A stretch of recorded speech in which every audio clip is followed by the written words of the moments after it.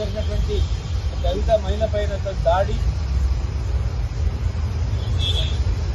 2 నెలల పసిపాప చావుకు కారణమైనటువంటి సంఘటన పైన ఈరోజు డీజీపీ గారిని మా బీసీ కమిషన్ మెంబర్స్ కిషోర్ గారు, ఉపేందర్ గారు, మా చైర్మన్ బాలరాజ్ యాదవ్ గారు, మా స్వామి గారు, రాజు గారు, భరత్ గారు మరియు రజక సంఘం నాయకులు ఆనంద్ గారు, మా సర్పంచ్ సంఘం యాదయ్య గారు, మరి మేమందరం కూడా ఆ వేపుల గారు కలవచ్చింది. ఈరోజు సభ్య సమాజం తలదించుకునే రీతిలో ఈ రాష్ట్రంలో జరుగుతున్నటువంటి అనేక రకాల అరాచకాలు, అత్యాచారాలు, మానభంగాలు, దోపిడీలు, వ్యవస్థ పూర్తిగా తలదించుకునే రీతిలో ఉంది. ఒకప్పుడు తెలంగాణ పోలీస్ అన్నా, తెలంగాణ న్యాయ వ్యవస్థ అన్నా రాష్ట్ర వ్యాప్తంగా కూడా దేశవ్యాప్తంగా కూడా ప్రపంచ స్థాయిలో రికార్డు ఉండేది. ఎక్కడ ఏ సంఘటన జరిగినా నిమిషాల మీద పట్టుకుంటారు. ముఖ్యంగా మహిళల పైన ఏ సంఘటన జరిగినా ఊరుకోరు అనేటువంటి పెద్ద పేరుండేది. ప్రతి రాష్ట్రంలో తెలంగాణ తరహాని కూడా మెయింటైన్ చేస్తామనేటువంటి మాటలు ఉండేవి. ఏ పథకాలైనా అనేక పథకాలు తెలంగాణ తరహా చేస్తామని చెప్పేది, మహిళలకు తెలంగాణ తరహా ఇస్తామని చెప్పేది. కానీ ఈరోజు నేషనల్ క్రైమ్ బ్యూరో రికార్డ్ ప్రకారం ఎన్సీఆర్బీ ఇది పార్లమెంట్ లో కూడా టేబుల్ చేస్తారు. మనకు పబ్లిక్ డొమైన్ లో కనిపిస్తుంది ఎంత క్రైమ్ రేట్ ఉంది ఏ రాష్ట్రంలో. మరి ఈ రోజు ఈ క్రైమ్ రేట్ పెరిగింది తెలంగాణలో, ముఖ్యంగా మహిళల మీద దాడులు ఎక్కువైతున్నాయని చెప్పి నేషనల్ వైడ్ ఉన్నటువంటి క్రైమ్ బ్యూరో రికార్డులో కూడా తెలంగాణలో విచ్చలవిడిగా జరుగుతున్నాయని చెప్పి ఉన్నా కూడా మరి తెలంగాణ ప్రభుత్వం ఏం చేస్తుందో అడుగుతా ఉన్నాను. ఒకప్పుడు ఒక మహిళ పైన శంషాబాద్ లో దాడి జరిగిందంటే నిమిషాల మీద వాళ్ళ పట్టుకోవడం జరిగింది, పోలీసు ఛేదించడం జరిగింది. ఇంకెవరైనా అమ్మాయిల దగ్గర పోవాలంటే భయపడేవాళ్ళు. ఇక చూడండి, కుక్కడపల్లిలో పట్టపగలు ఒక అమ్మాయి పైన అత్యాచారం, తర్వాత చంపడం అనేక మంది మహిళల పట్ల. ఈరోజు ఒక మహిళ 2 నెలల పసిగుడ్డును ఎత్తుకొని అయ్యా కనుకరించండి, తన్నొద్దు, నా బిడ్డ ఉందన్నా కూడా కాలితో తంటే ఎగిరిపోయి బండ మీద పడ్డట్టున్నాడు. అడుక్కుంటుంది. గుడి దర్శనం, ఈ గుడికి సున్నం వేసిన వాళ్ళ మేమే. నేను ఎస్సీని, నేను రజకుని పెళ్లి చేసుకున్నాం, బీసీని, మేమే సున్నం వేసినాం ఈ గుడికి. 100 రూపాయల టికెట్ ఎందుకయ్యా, నాకు చిన్న పిల్ల ఉంది చూడండి అన్న కూడా కనికరం లేకుండా కాలుతో తన్నడం, వేలాది మంది అక్కడ చూడడం, కాలుతో తంటే రాయి మీద పడేట్టున్నాడు.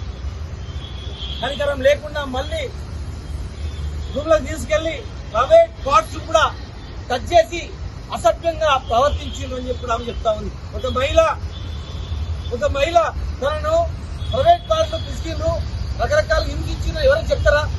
చెప్పండి, జరగకపోతే చెప్తారా?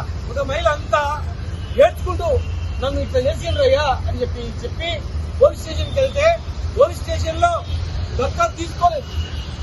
నేను డీజీపీ గారిని అడిగినా, మీరు సీసీ ఫుటేజ్ ను వెరిఫై చేయండి, దాడి జరిగిన మహిళ పోలీస్ స్టేషన్కి వచ్చిందా లేదా, ఏ సమయంలో వచ్చింది, ఎందుకు కేసు రిజిస్టర్ చేయలేదు, పోలీసు వాళ్ళు బాధితులకు ఫోన్ చేసిందా లేదా, రికార్డు వెరిఫై చేయండి.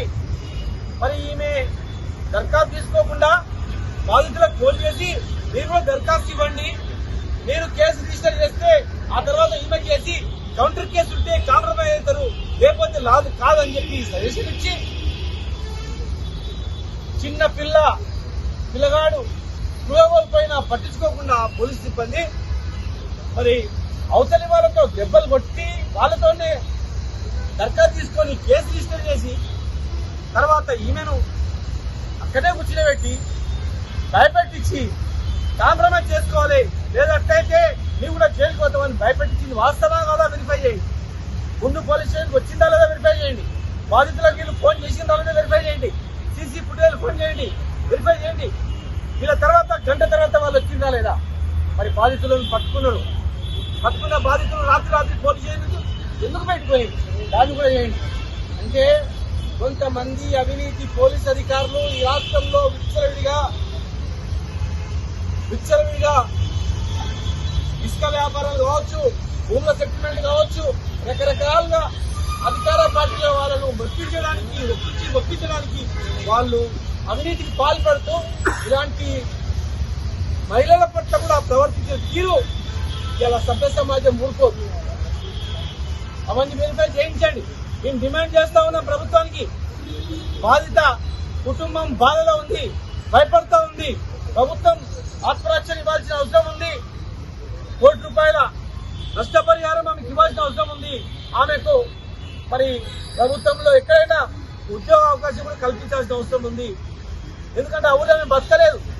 వీళ్ళు పట్టపగులే హత్య చేసినా పట్టించుకుంటూ లేడు. హత్యనేది పట్టపగులు 2 నెలల పసిగుడ్డును హత్య చేసినా పట్టించుకుంటే ఆదులేడు. పోలీసుల మీద నమ్మకం లేదు. పోలీసులే పక్షకులే ఇక్కడ పక్షకులై ఎవరిగా పడతారు? హత్య సీఎం తెలిసినట్లు ఉంది ఇక్కడ వ్యవహారం. కాపాడుడే కన్నేస్తే ఏమైపోవాలి ఈ ప్రపంచం? కనుక డిపార్ట్మెంట్ పట్ల నమ్మకం లేదు. అక్కడ న్యాయ వ్యవస్థ పట్ల కూడా మరి అక్కడ ఉన్నటువంటి అధికారుల పట్ల కూడా నమ్మకం లేదు. ఆమె ఎక్కడ బతుకుతుందో తెలియదు. కనుక వెంటనే ఉద్యోగం ₹1 కోటి నష్టపరిహారం ఇచ్చి ఎవరైతే బాధితులు ఉన్నారో హత్యానేరం కింద ఇమ్మీడియట్ గా అరెస్ట్ చేసి వాళ్ళను ఖచ్చితంగా కఠినమైన శిక్షలు ఇవ్వాలి. గతంలో ఏ రకంగా అయితే పోలీసులు వ్యవహరించారో ఆ రకంగా వ్యవహరించి కఠినమైన యాక్షన్ తీసుకోవాలి. లేనట్లయితే ఖచ్చితంగా టీఆర్ఎస్ పార్టీ పేదల పక్షాన ఉంటుంది. అది ఏ కులమైనా ఏ మతమైనా సరే. ఇలా మేము చెప్తా ఉన్నాం, కులాలకు మతాలకు అతీతంగా ఈ సంఘటన పైన స్పందించాల్సిన అవసరం ఉంది. మనిషి పుట్టిన వాడు ఎవడైనా సరే ఈ సంఘటనను, దురదృష్టమైన సంఘటనను ప్రతి ఒక్క వ్యక్తి ఖండించి బాధితుల కుటుంబానికి అండగా నిలబడి చట్టరీత్యా యాక్షన్ అయ్యేటట్టు ఉండాలి. లేనట్లయితే పెద్ద ఎత్తున మేము కార్యక్రమాలు చేస్తాం, పెద్ద ఎత్తున ఆందోళన కార్యక్రమాలు చేస్తాం. రాష్ట్ర వ్యాప్తంగా కాదు, దేశవ్యాప్తంగా కూడా ఇలాంటి సంఘటనలు జరగకుండా ఈ భారతదేశంలో కూడా ప్రతి రాష్ట్రంలో కూడా తెలియజేస్తాం. 2 నెలల పసికూడను కాలుతో తన్ని చంపేస్తే ఆ మహిళలను అనేక రకాలుగా చేస్తే పట్టించుకోరా? అత్యాచారం మహిళల పట్ల ఉన్నటువంటి చట్టాన్ని అట్రాసిటీ కేసు కావచ్చు, మహిళ కొత్తగా తెచ్చినటువంటి చట్టం కావచ్చు, అదేవిధంగా హత్యానేరం రకరకాల చట్టాలు పెట్టి శిక్షించాలి. వీళ్ళకి ఎవరైతే అధికారులు, రాజకీయ నాయకులు బాసటగా ఉంటారో వాళ్ళని కూడా ఇంట్లో చేర్చాలి. ఇమ్మీడియట్ గా సంబంధించిన అధికారులను సస్పెండ్ చేసి డిస్మిస్ చేయాలి.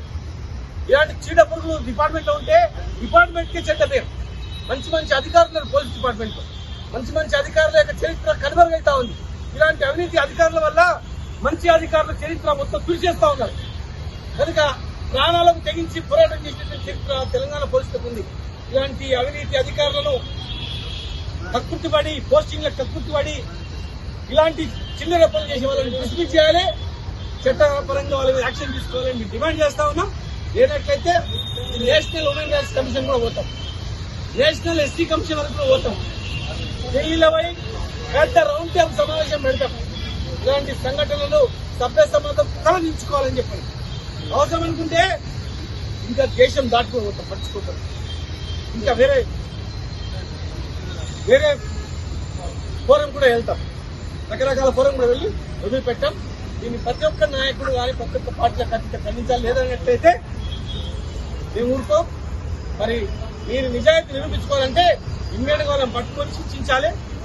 24 గంటల్లో మీరు స్పందించి వాళ్ళు ఎట్లా ఉంటే పట్టుకొని రావాలి. ఈ పోలీస్ ఆఫీసర్ కూడా తీసుకొచ్చారు. చేస్తే ఇంకొక పోలీస్ ఆఫీసర్ ఇలాంటి తప్పుడు పనులకు ఆస్కారం ఇవ్వడు. కనుక మేము మాత్రం ఊరుకోం. ఈ రాష్ట్రంలో ఉట్టే తెచ్చుకోలేం. మేము కేసీఆర్ గారి నాయకత్వంలో ప్రాణాలు తెగించి ఈ రాష్ట్రాన్ని తెచ్చుకున్నాం. ఈ రాష్ట్రంలో ప్రతి ఒక్క కులము, ప్రతి ఒక్క వర్గం మంచిగా బతకాలి. రైతు నుంచి మొదలుకుంటే మా చిన్న చెప్పుకుంటే అన్న వరకు కూడా మంచిగా బతకాలని తెచ్చుకున్నాం. మేము ఇలా మంచి కష్టపడి ప్రాణాలు తెగించి తెచ్చుకున్న ఈ తెలంగాణలో 10 సంవత్సరాలు అద్భుతమైనటువంటి చరిత్ర. ఇలా పట్టపగులే చిన్న 2 ఏళ్ల పిల్లగాన్ని హత్య చేసిన పుట్టినది పట్టించుకునే నాదులే లేదంటే మరి ఎవరికి పోతుందో అర్థం చేసుకోవాలని అన్ని ప్రజా సంఘాలు కూడా ముందుకు రావాలని చెప్పి విజ్ఞప్తి చేస్తాం.